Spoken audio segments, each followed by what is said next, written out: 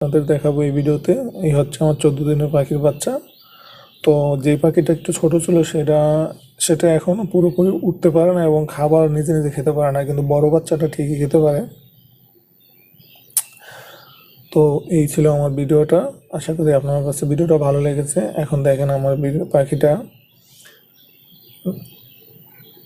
এই যে এখন তার মায়ের সাথে বসে আছে।